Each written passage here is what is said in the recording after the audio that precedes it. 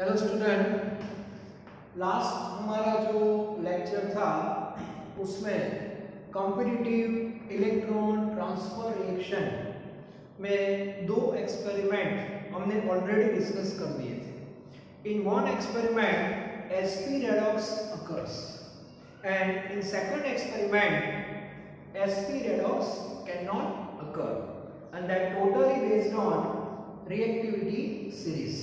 And in the last lecture we discussed about two metal, one that is zinc and another that is copper, and based on this relation zinc metal donate, because zinc is reactive compared to copper. It means zinc metal donates electron to copper ion, not copper ion, but copper metal cannot donate electron to Zn2 plus ion। और इसके base पे हमने दोनों experiment discuss किए थे। जब redox होता है तो सॉल्यूशन में कौन कौन से चेंजेस आते हैं regarding colour, types of solution, ये सब हमने डिस्कशन किया था। ठीक है, वैसा ही एक क्वेश्चन आज मैं ले रहा हूं, again experiment number 3। So question like this, if copper rod, इस बार जो मेटल है वो कॉपर है और you have to put copper rod into the solution of AgNO3। तो इस बार हमें एक दूसरा मेटल भी लेना है, दैट इज AgNO3। ओके, तो सबसे पहले केमिस्ट्री की लैब में जा रहे हैं। चलो, तो केमिस्ट्री की लैब में जाएंगे। सबसे पहले हम क्या लेंगे, beaker made up of glass.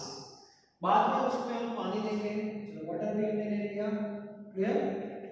अब इसमें हमें कौन सा सब्सटेंस ऐड करना है, तो सॉल्यूशन किसका बनाना है, AgNO3 का। इट मींस ये AgNO3 का डिब्बा है। Okay, silver nitrate that is in solid form, AgNO3 solid having Ag plus and NO3 minus like NaCl।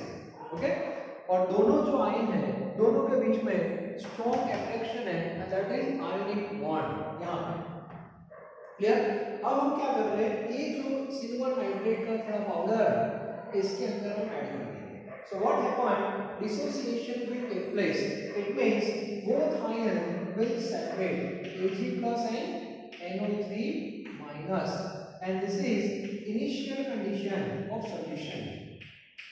कौन सी कंडीशन है, initial condition, and we know Ag plus that is colourless. मतलब जो आपका सॉल्यूशन है वो कलरलेस होगा, clear. दूसरी बात, अब यहां से जो एक्सपेरिमेंट है, जो क्वेश्चन है, उसका कंक्लूजन क्या आने वाला है वो यहां से स्टार्ट होगा। तो सबसे पहले आगे के लेक्चर में भी मैंने बताया था, आपकी जो जर्नी है वो यहां से स्टार्ट होगी। What is the nature of positive ion, solution में पॉजिटिव आयन होता है, तो यहाँ पे पॉजिटिव आयन कौन है, Ag प्लस। तो Ag प्लस की जो टेंडेंसी होती है उसको स्टडी करना है। तो Ag प्लस की जो टेंडेंसी होती है वो अब क्या होगी, to gain electron.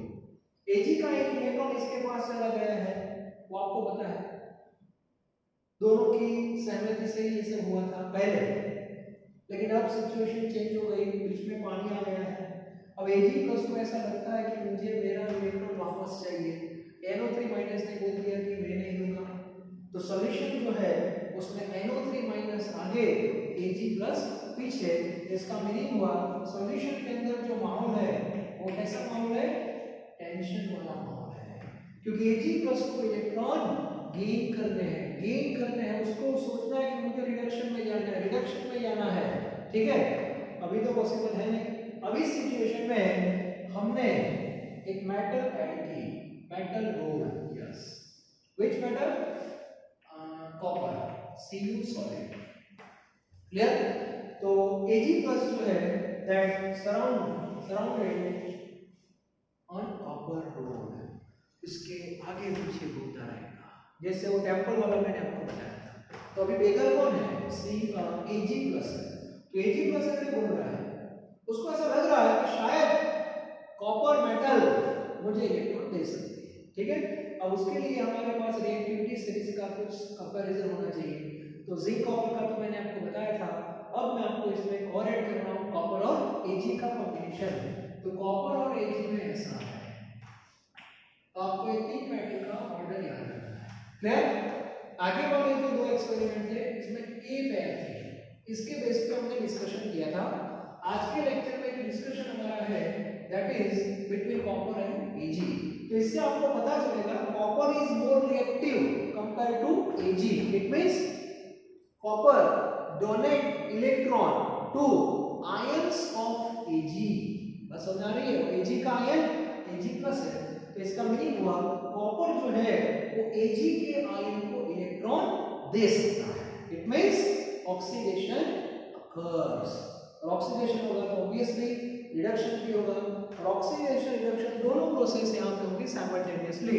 It means in this situation sp redox occurs। ठीक है, तो यहां पे मैं रिएक्शन लिख रहा हूं। तो सबसे पहले ऑक्सीडेशन, इसको बोलते हैं ऑक्सीडेशन हाफ।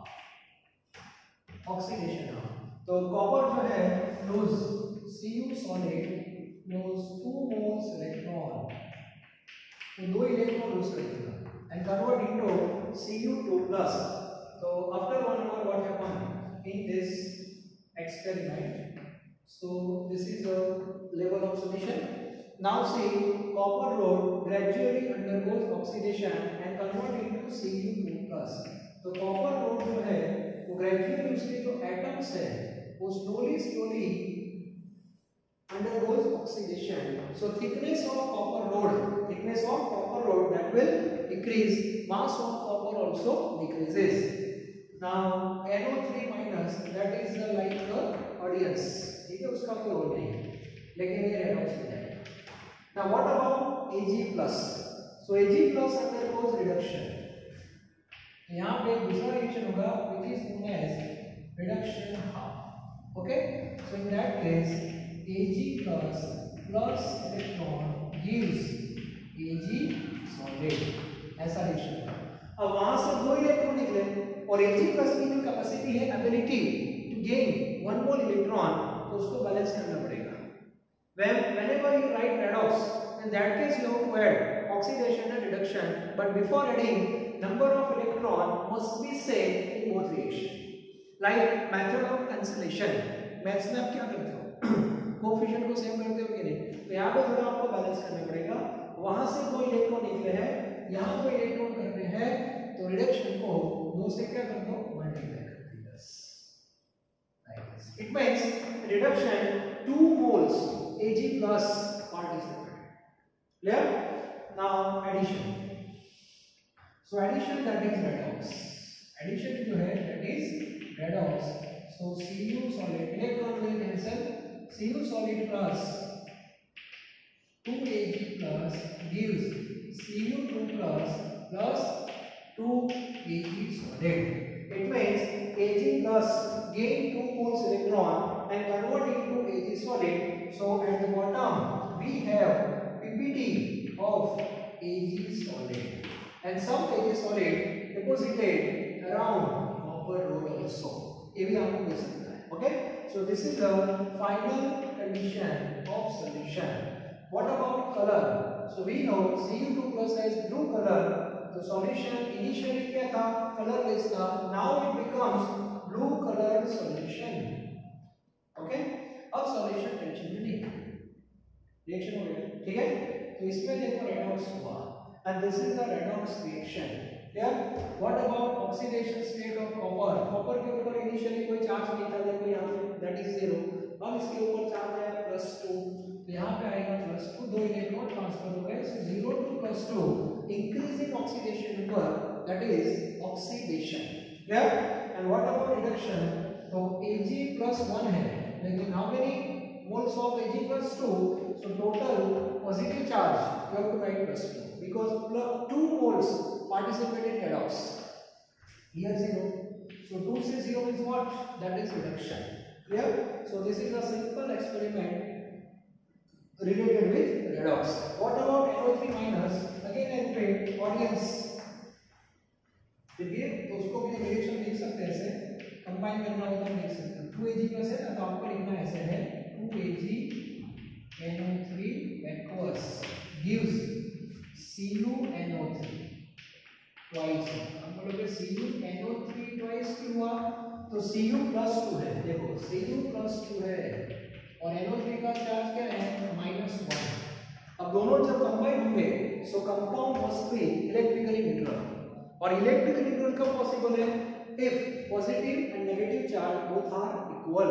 तो यहाँ पे +2 है तो +2 को बैलेंस करना है तो सामने -2 चाहिए, और -2 के लिए NO3 माइनस कितने चाहिए? 2, मतलब प्रोपोर्शन होगा 1:2। मतलब यहाँ से 1 मोल Cu2+ आ रहा है तो उसको न्यूट्रलाइज करने के लिए सामने से 2 मोल NO3 माइनस को आना पड़ेगा, मतलब इतने कंज्यूम होंगे।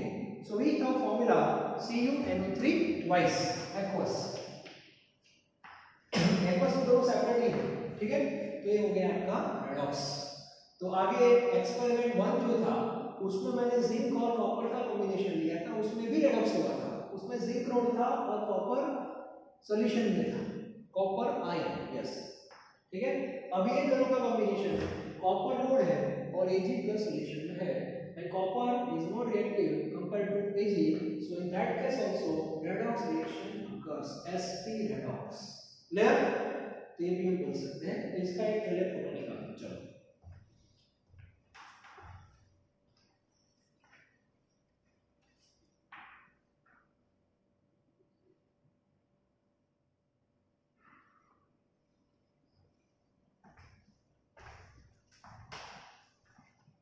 चलो हम ऑब्जर्वेशन लिखने हैं। ऑब्जर्वेशन जैसे हमने एक्सपेरिमेंट 1 में लिखे थे वैसे ही इसमें लिखना है, okay.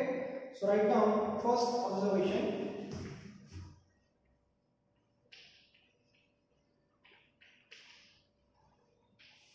Observations number 1, Sp redox occurs। सही बात है ना? Sp redox occurs, Sp redox हो जाएगा। Therefore delta G less than 0 और free energy of the system decreases. Third भी ऐड कर देना साथ में, क्लियर। सेकंड, Sp रेडॉक्स में रेडॉक्स आपका हो गया। सो रेडॉक्स का मतलब which part undergoes oxidation and which part undergoes reduction, ये भी आपको पता होना चाहिए, ठीक है। सेकंड पॉइंट देखो, here Cu solid, undergoes oxidation and act as a reducing agent, ये भी क्लियर होना चाहिए। Those substance undergoes oxidation, it will act as a reducing agent, clear। Similarly Ag+ undergoes reduction, and act as a oxidizing agent, ठीक है। चलो बात में दूसरे points. Now see thickness, write down thickness और मास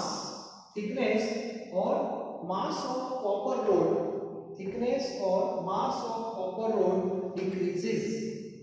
decreases।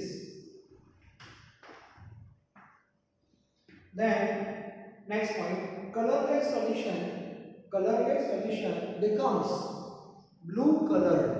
तो यहाँ पे कलरलेस जो था वो ब्लू कलर में कन्वर्ट हो गया है, वो भी आप देख सकते हैं। Next point, PPT of Ag, PPT मतलब precipitates, PPT of Ag solid obtained at the bottom of the vessel, or deposit on copper rod, वो भी आप लिख सकते हो। और एक दूसरा पॉइंट हम लिख सकते हैं, type of solution also change. Initially solution was AgNO3 and after redox solution becomes copper nitrate, ये भी आप लिख सकते हो। देखो यहां पे टाइप ऑफ सॉल्यूशन चेंज्ड, ये भी आप लिख दो, types of solution changed, bracket में लिख दो AgNO3 convert into CuNO3, copper nitrate, CuNO3 twice. तो इतने चेंजेस हम ले सकते हैं on this particular experiment, clear. तो बहुत इजी है, तो ऐसे क्वेश्चंस आपको पता होने चाहिए। उसके लिए एक जो रिएक्टिविटी सीरीज आपको मैं बता रहा हूँ, अभी मैं आपको बोल रहा हूँ कि हाँ ऐसा है, कौन रिएक्टिव ज्यादा है वो मैं आपको बता रहा हूँ, किसके बेस पे हम ये सब कंक्लूजन निकालते हैं, क्लियर? नाउ एक्सपेरिमेंट नंबर 4, चलो इसको उल्टा कर देते हैं। Experiment number 4, if Ag rho yes add or dip into the aqueous solution of CuNO3 twice, then what happen? चलो आप बताओ अब इसमें क्या होगा।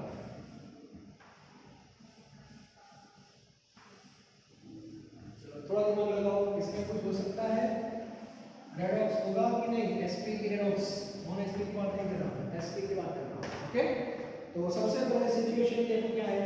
तो आपके पास है बीकर है, फिर से रिपीट कर रहा हूं मैं, मेड अप ऑफ ग्लास, एक ग्लास का बीकर ले लिया, चलो इसमें water, because we are going to aqueous solution.